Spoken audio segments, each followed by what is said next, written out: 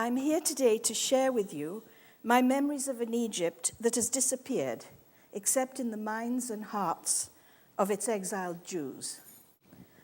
The catalyst that started me writing Sipping from the Nile then came zooming out of left field soon after the births of my first grandchildren.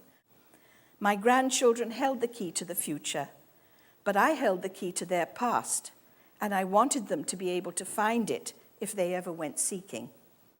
I grew up in Cairo in a large mansion on the banks of the River Nile, in a multi-generational household of adults. That's the house more or less as I remember it.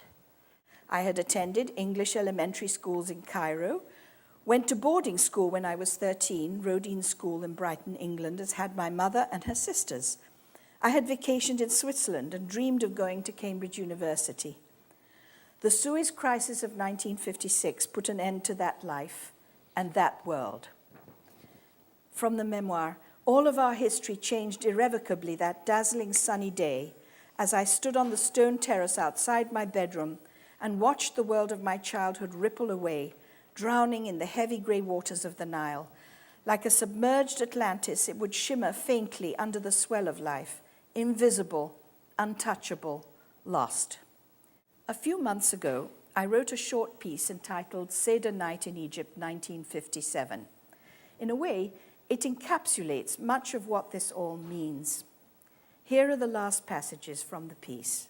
Immobile, we registered the irony clamped down like a dark shadow in the large room, as everyone reflected on this particular night, this particular Seder we were celebrating in Egypt, anticipating our own imminent exodus.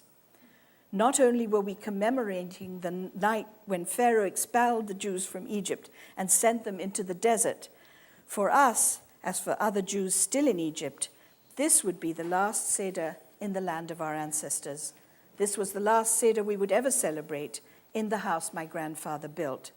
We too must prepare for Exodus. This Seder was different from all Seders past and to come. Egypt was our past and our present, but it would not be our future.